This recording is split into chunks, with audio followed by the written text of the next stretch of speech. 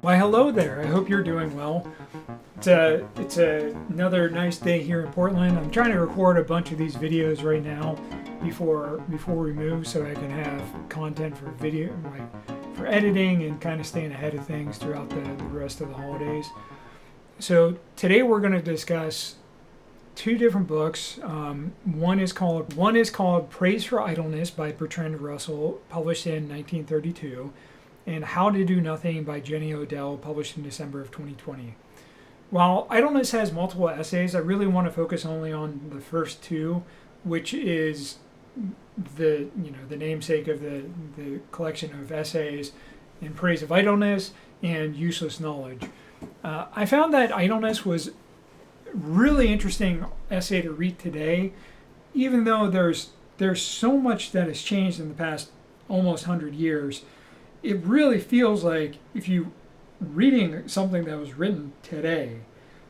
I mean, he talks about technology in ways that, and attention, that you hear people talking about today. The biggest changes would be, he talks about the USSR and the impact of communism, the things that he's thinking about communism, because of the way the USSR was at the time in 1932, and against the backdrop of the Great Depression, which was happening at the same time. There would be some changes there. I think that right now, people would be kind of looking at it from, okay, we're in another Gilded Age, like the 20s of the 1900s.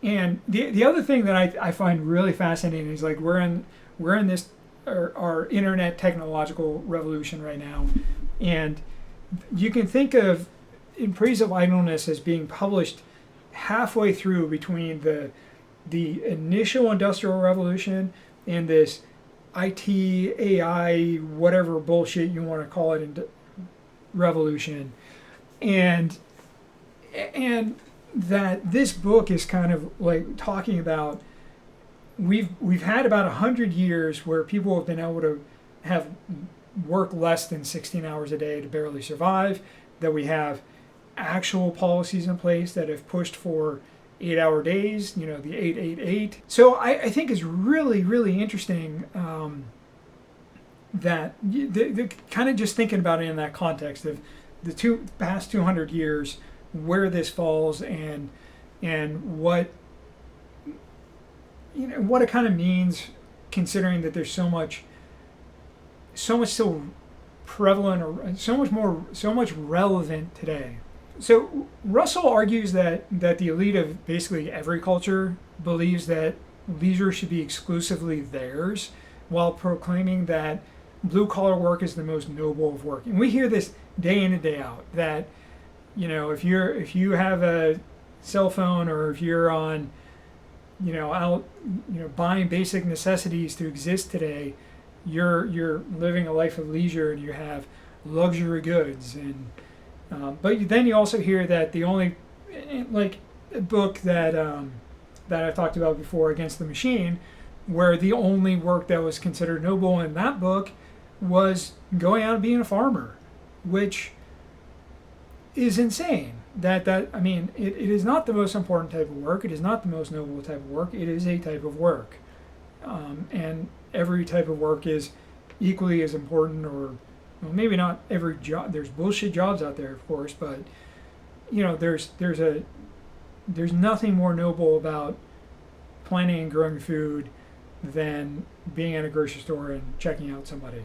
Nobody lives their life to work. Everybody works to live. And I think, especially now, people are, I would argue that this started, there's been a couple trends where this has kind of bounced around, but we heard it originally with Gen X, that Gen X is more interested in things that drive their passions, and then millennials are terrible workers because they only want to work to do their hobbies. And now we're hearing the same thing about Gen Z and Alpha. And I think that yes, there might be. We might be seeing an actual sea change where it's been a gradual change over time. But I do think that more and more people are not interested in being defined by the work that they do, especially since some of the work they do is really shitty, like uh, gig work or doing, working for Instacart. I mean, I'm glad that those things exist, and I wish that people were being paid better, and I try and do that with my tips. But they're not great jobs, and they're kind of a reversion back to the industrial revolution, where you need to work all these long hours to do all these things, and that's problematic. The book Useless Knowledge is also an argument for the praise of idleness, which is why I kind of read the two together. And because if we learn useless knowledge, then that means we're able to go and learn things for our own enjoyment, for our own reason. Me reading In Praise of Idleness and How to Do Nothing are literally examples of useless knowledge for my work. And I think that's great that I can do that. And I think that a lot of the YouTube that I consume is useless knowledge. Behind the Bastards, there's no real material benefit that I get from that from a work perspective, but I definitely become a richer person because I've learned about who Curtis Yarvin is, which I'll talk about a little bit farther down below. So I do think that Russell may overstate the case for useless knowledge, and that he believes very knowledgeable people are less likely to be violent brutes or bullies. I really think that comes down to the source of the knowledge, and I think that there's a type of brutality that comes from people who are very well educated, that are educated in a certain framework. Like, I would argue that Peter Thiel is a bully. He's a violent man. His beliefs are very violent, and I'll talk about why a little bit longer.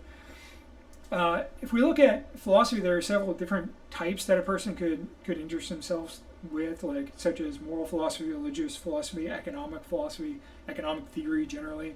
Some of these have have positive impact on a person's behavior, like moral philosophy, and some religious philosophies probably will. Others may not, like economic policies. Learning about economic philosophy or economic theory, and especially capitalistic, and driving that to extend the reach of capitalism, that's not part of people's job, but that is something that they do as a hobby, and they become, bootlickers or lickspittles or whatever you want to describe it, or they're ones who are carrying water for the economists and professors, and to try and push representatives and all that to reduce things like SNAP benefits or welfare, or put in means tested work. All that is really supported by people who learn for no particular value of their job economics, and especially neoliberal economics during college. Some people do intentionally study these things so they can figure out how to accrue more capital for themselves and create more value for themselves. And I think this philosophy drives behavior in a lot of businesses, and even if that behavior is unrelated to the actual work the person is an expert in. And I'm thinking of people who are businessmen who are learning about economics, who are trying to say that it's a free market, even though if you really look at the way the business is run, there's nothing free about the way the business is operating. And I think that some useless knowledge can drive someone towards corruption rather than towards a life restrained by wisdom. Take, for example, two popular thinkers today. They are roughly in the same space. Political theory around authoritarianism. Well, Timothy Snyder's On Tyranny, which I'm pretty sure I've done a video on, or I've read. I'll link it down below. It's a great book, and it highlights the real threats to democracy here in the U.S. But then, on the other hand, there's Curtis Yarvin, or Mencius Moldbug, who wrote very extensive blogs that have also been compiled into a book. where he was intentionally talking about ending democracy and destroying it. And Yarvin dug deep into the philosophical underpinnings of Nazis and especially Carl Schmitt. And so anybody who is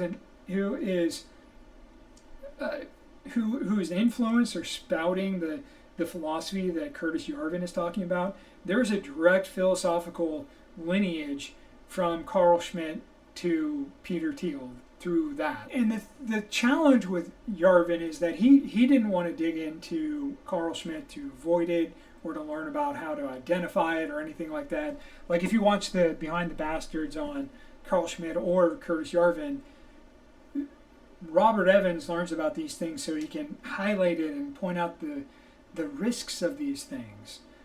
But Yarvin truly believes that we should be ending democracy. And he's a huge impact on Peter Thiel, and through Peter Thiel, J.D. Vance, the U.S.'s vice president. So we're now having the point where the man who is Trump's heartbeat away from running our country is directly influenced by white supremacies and Nazism. That is terrifying. That is a type of useless knowledge in terms of generally what our society accepts. Our society generally, we think Nazism is repugnant, and we think that someone who would be an apologist for the Holocaust is a horrific person. They're evil. But that is useless knowledge that doesn't really help society. So I think that there's some tension with some of this, and I think that Russell really was more open to these sorts of things than what we need, what we need to be aware of now. And I think that some of the useless knowledge is also what we see with the manosphere, the far right theories dominating U.S. politics. I agree with Russell that these folks focus on domination through physical might rather than having a world balanced with the mind and action and being in harmony with fellow man. They're more considering domination.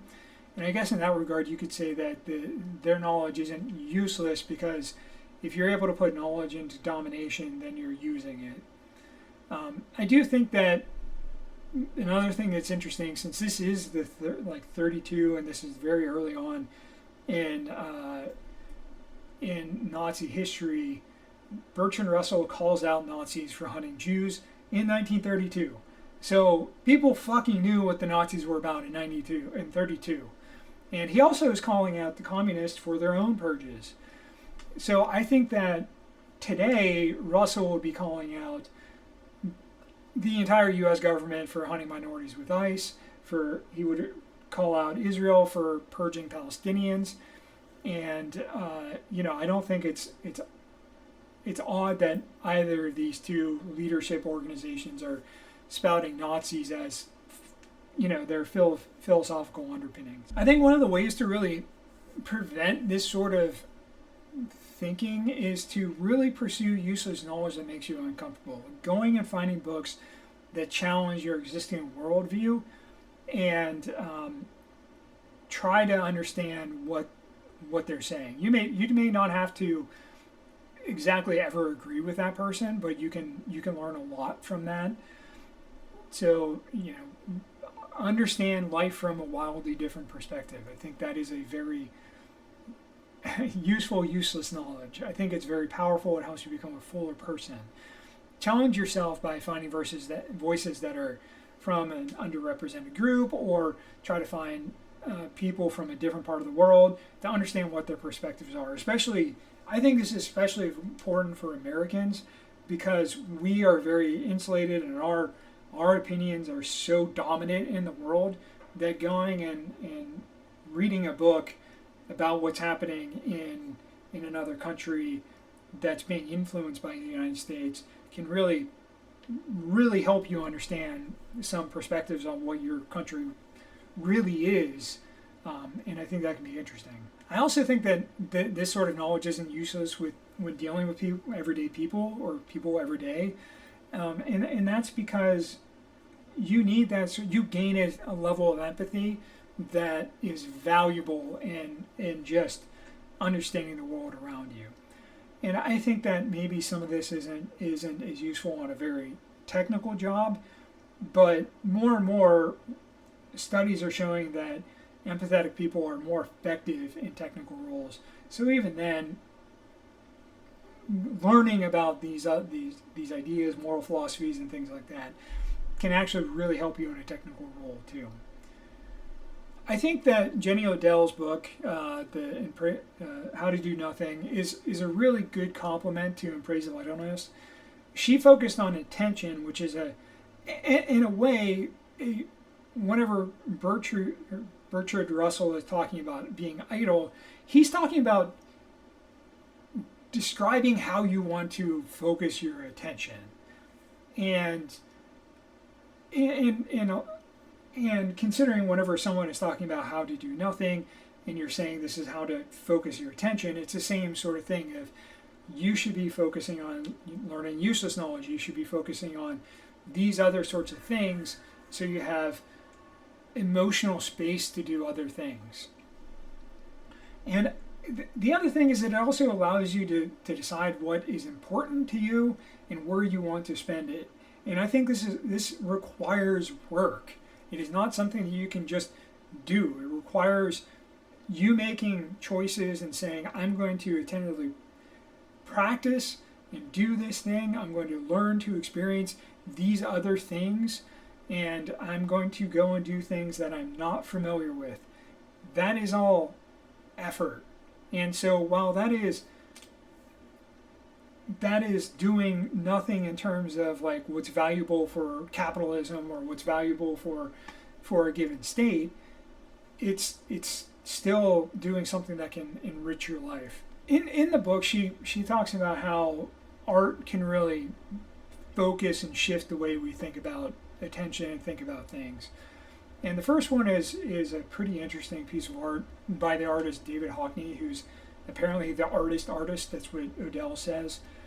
He originally was really anti-camera, and until he decided, he experimented with it a little bit and decided to take pictures the way that we actually look at things. So, if you're looking around and you're out for a walk, your eyes are darting around, your head is bouncing from side to side, you're looking down, you're looking up, you're kind of looking all around you in a way that is just happening.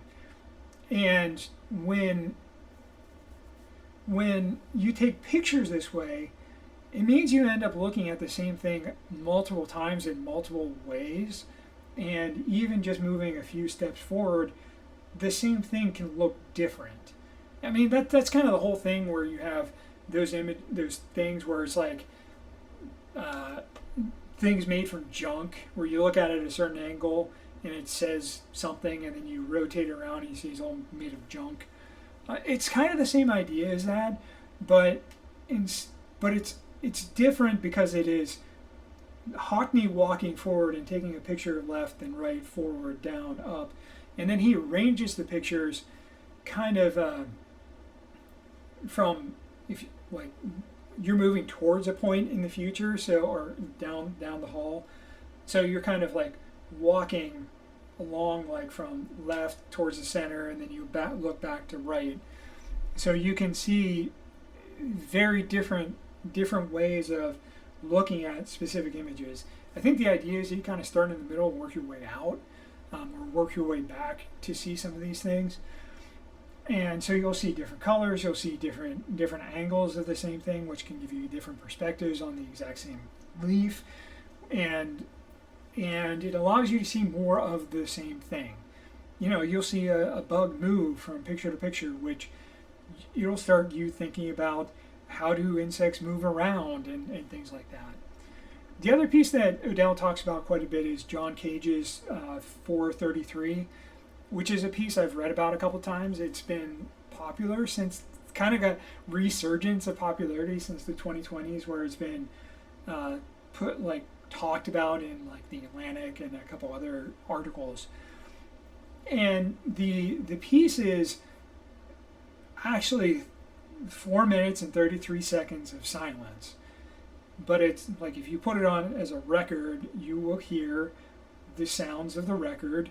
You'll hear the sounds of what's happening around you. You know, if you have pipes that clatter and ring, or if you have, you know, a busy street in front of you, all that becomes part of the experience.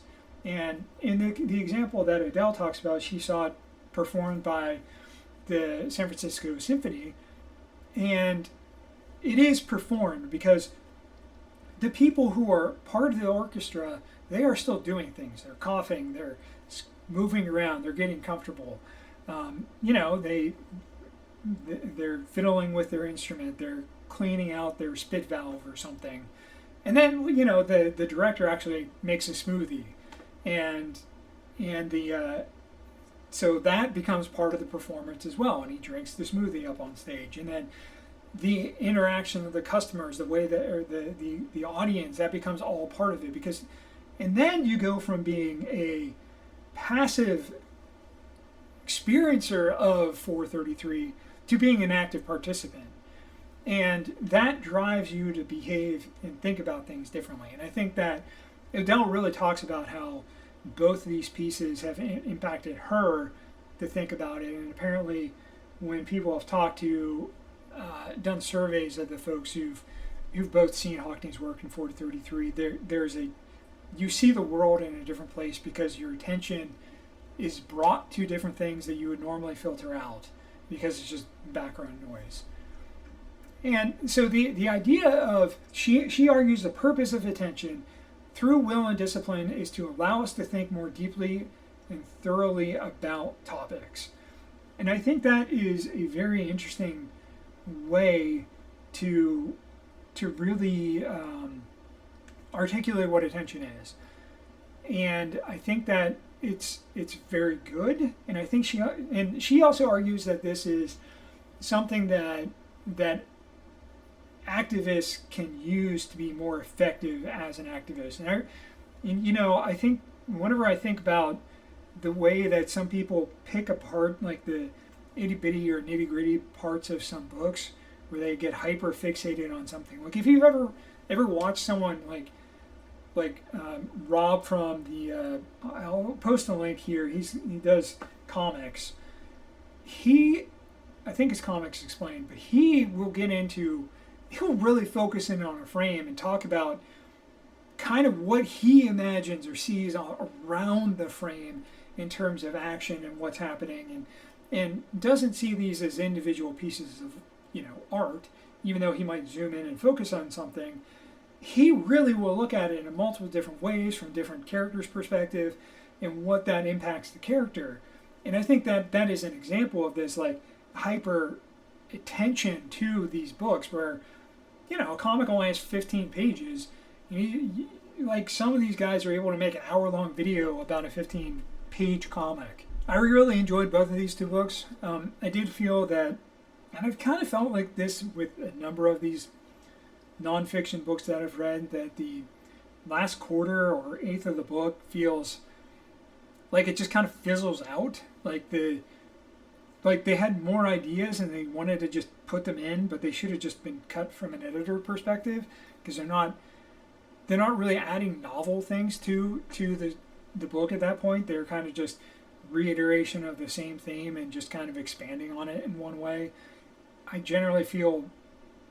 really feel bored and tired, and to find those last couple chapters difficult to read.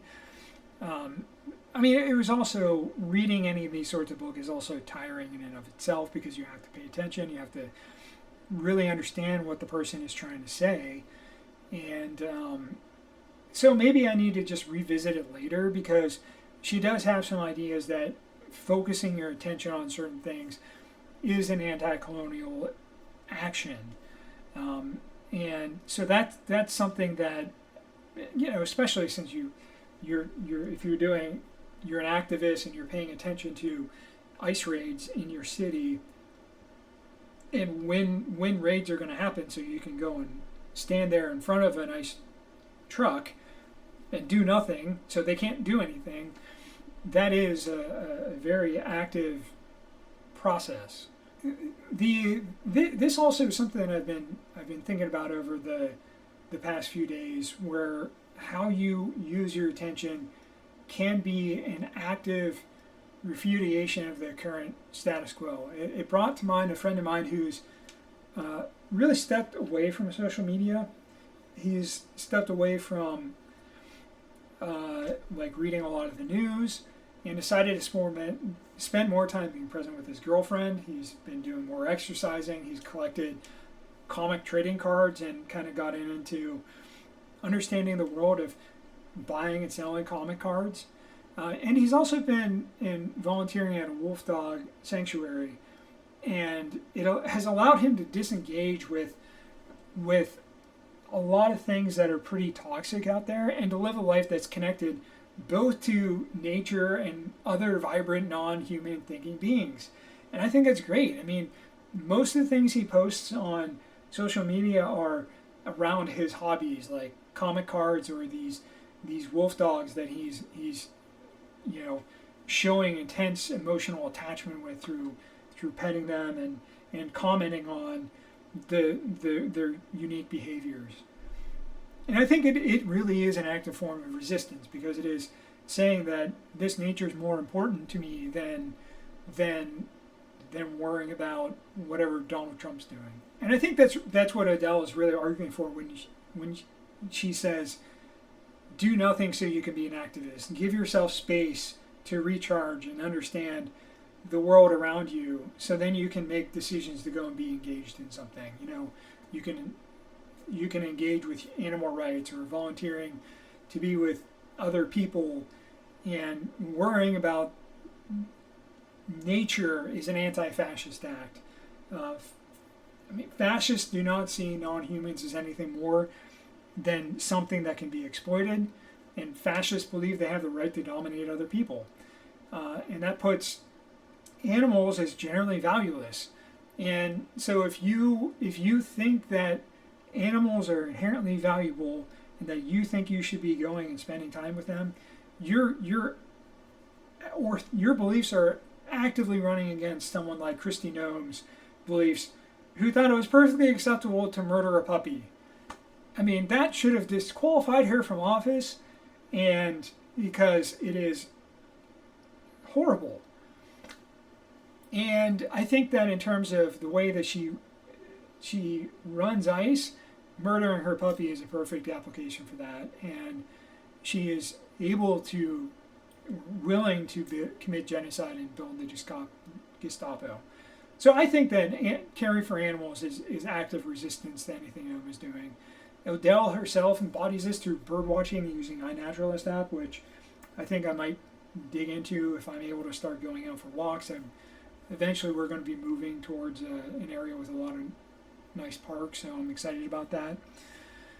So she really is engaging with the natural world around her in a way that she never did before. And so that pulls her into the time and place, because birds change, the type of plants and animals that are prevalent change over time. So all of this allows you to be embodied more and more with the world around you, which I think is a good thing. With my reading over the past couple months, it's actually helped me stay away from social media. I've been writing these scripts, and that allows me to be processing the books that I'm reading more deeply, and it really helps me understand and think about the texts and finding things. A good example of that deeper attention is like in Shroud. As I was thinking about the text and writing my script for it, that's when I was like, wait a minute, this is really about the ocean, because they're basically in submersibles with legs. All they can see is what little light their little light does, and they can see from the cameras, and they got little clampy arms.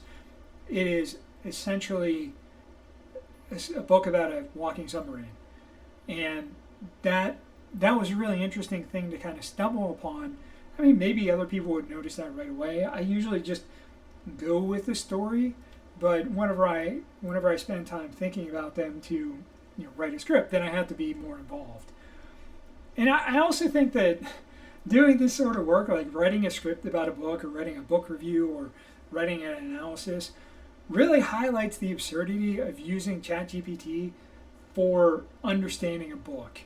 And like the point isn't to read everything or to read as much as you can, but it's to read and think about what you're doing so you can gain a context and see how these things interact with other things around them. And I think that's one of the reasons why I really like doing these books and conversation, because even though these authors may not know anything about each other, or maybe in some cases they do, and they may be writing literally on top of each other's shoulders, the only way you'll get that is if you actually read it. Often ChatGPT would miss all of that.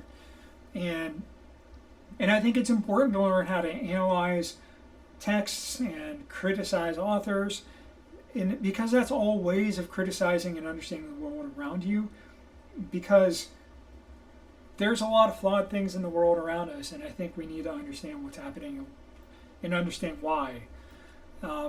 So I do think that understanding where I'm spending my attention and how I'm being idle definitely have allowed me to be open to more things and to learn new skills and just kind of think about things differently. Have you read either of these two books? I mean, one of them is a century old at this point. Have you given any thought to how you spend your attention, how you could change the way you pay attention to things to be engaged more with the world around you? Give me a comment down below, send me a like, comment, subscription, any of those sorts of things. I really appreciate it, and I really appreciate your time, because I know you have a limited amount of attention and a little bit limited amount of idleness, and I appreciate you for spending that time with me. I hope you have a good one.